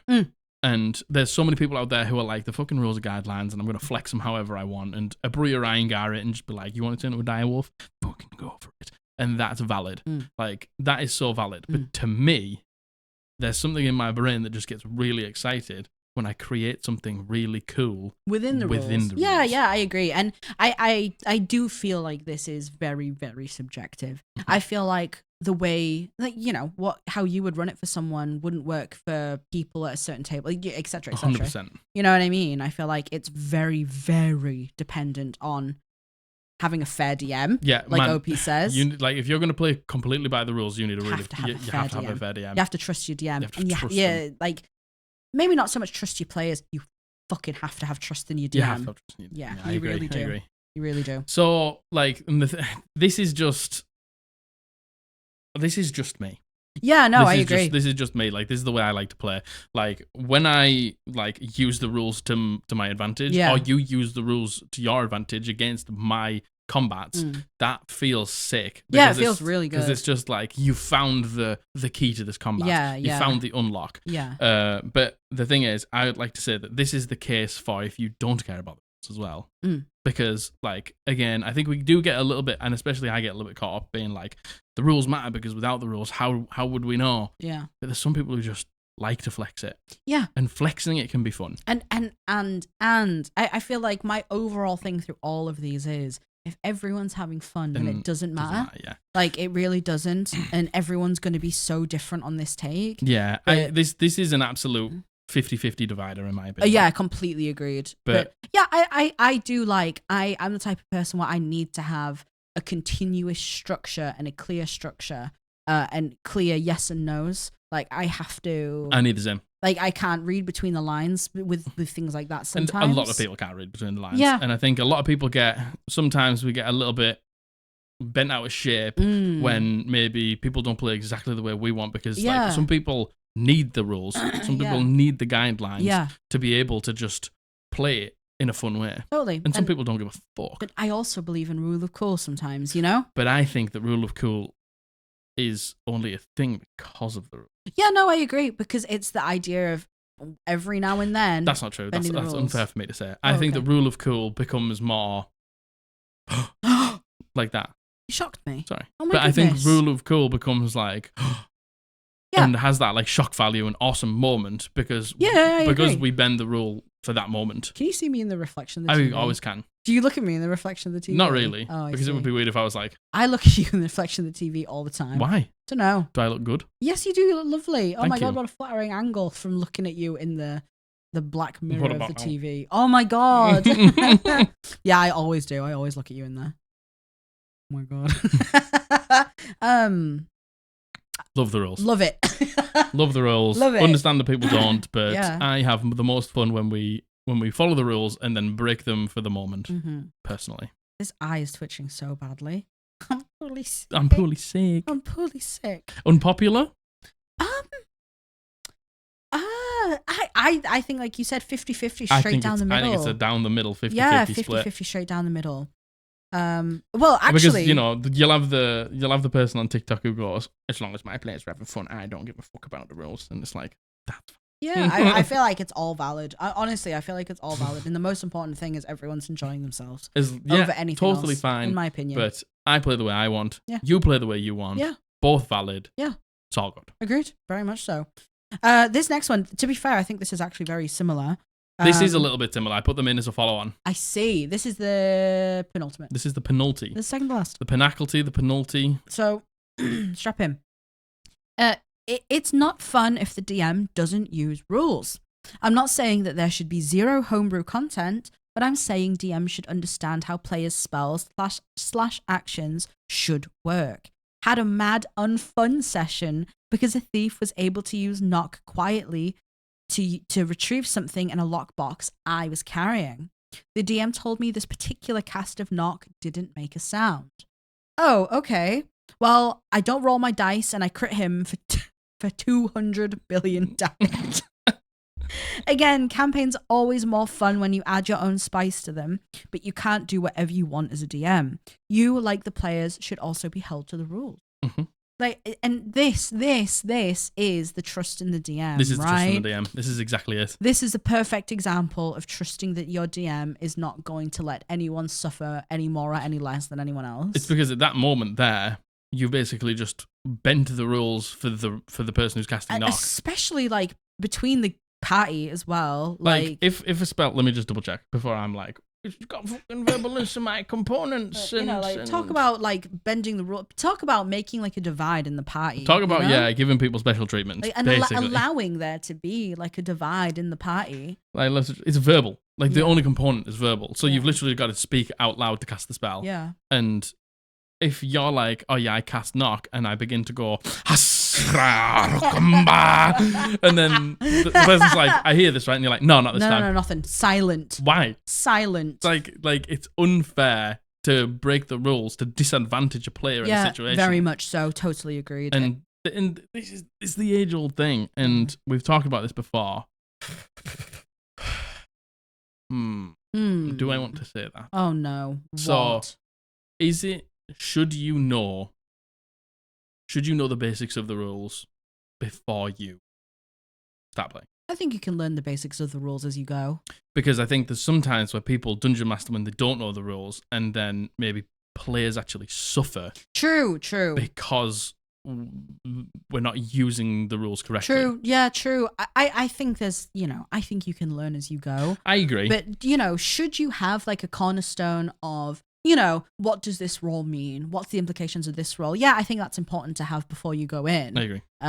Just an understanding of like maybe like a DC, maybe like the repercussion of something. But if you go in and you make it clear to people that like, I don't really know all the rules, Yeah. And like, you don't have to know everything, but just like a general understanding. I think having a general understanding is important. The game. Yeah, I think so. It's important. I think so. Yeah. So yeah, like, but this is just unfair. This is so unfair. This is just unfair. They just cast knock and steal something out of a lockbox. Yeah, that's so unfair. Like, imagine if you like done a little solo mission to get this lockbox and they don't even know about it, and then they see the lockbox and then they're like, I cast knock because I want what's inside of it. It's just like, devaluing everything that player's done to get that lockbox because you just broke the rules because it's funny or something like that. I also think I've read this, I've interpreted this wrong. I think the thief was a DM thing. Like a DM That's PC. even That's worse. That's even worse. That's so much worse. It's because there's a role subclass called thief.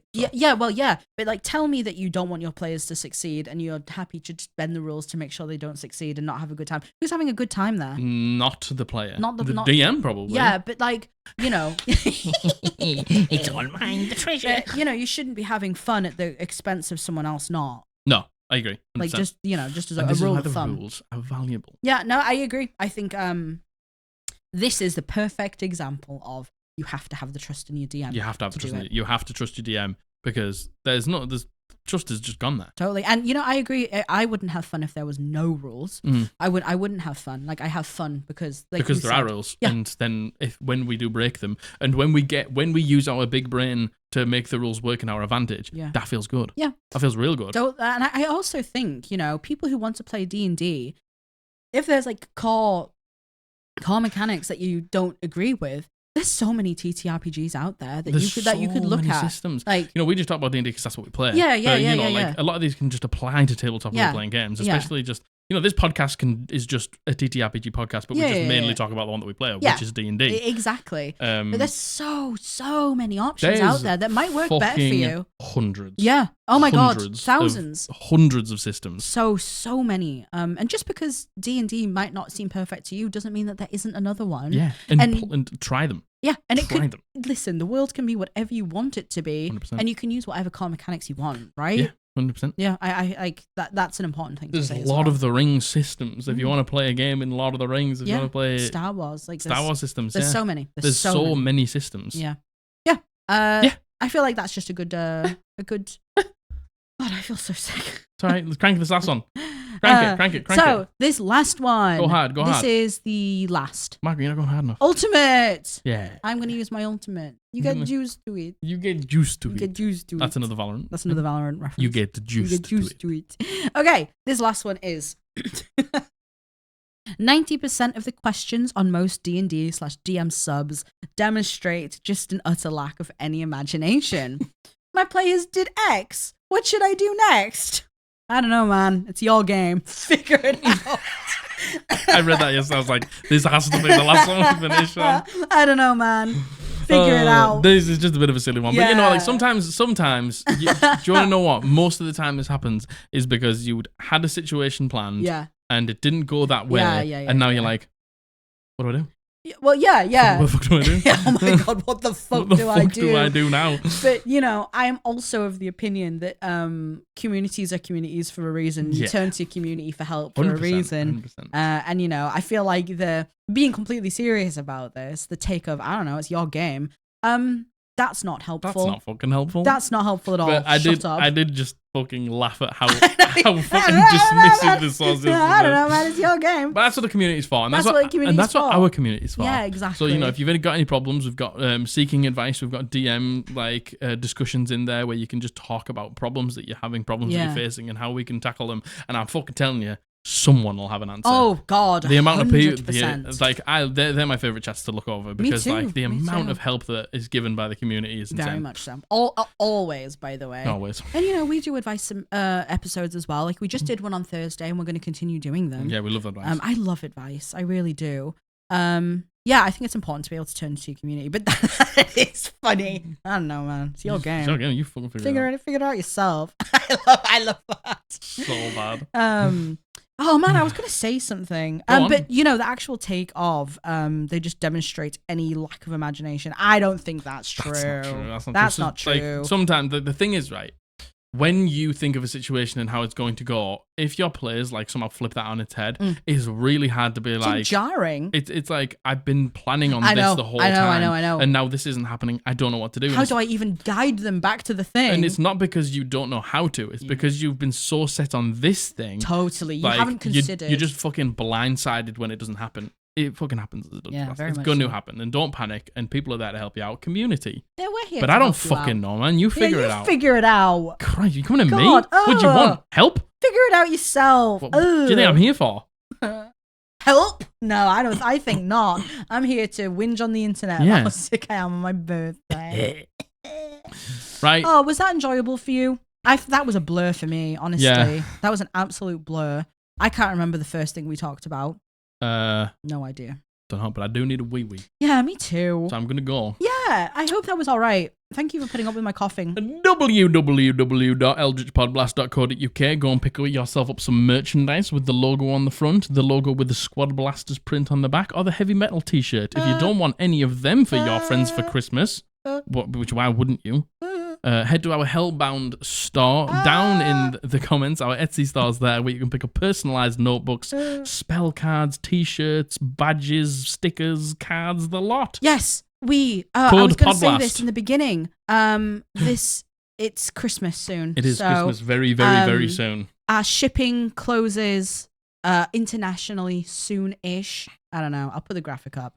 But if you're looking for something for Christmas, these are our deadlines to get your orders in. Anything placed before here, we're going to be able to get out before the post deadline. That still doesn't guarantee that it will be there for Christmas, but it's a good indicator. After it leaves us, it is at the whim of the postal company. I'm so sorry. Yes, it is. Yes, it is. And that's just the way life is as a small business. You know what? We'll mention that at the top of next episode. Yeah, and you know, any of you who are still here can pick something up. Yeah.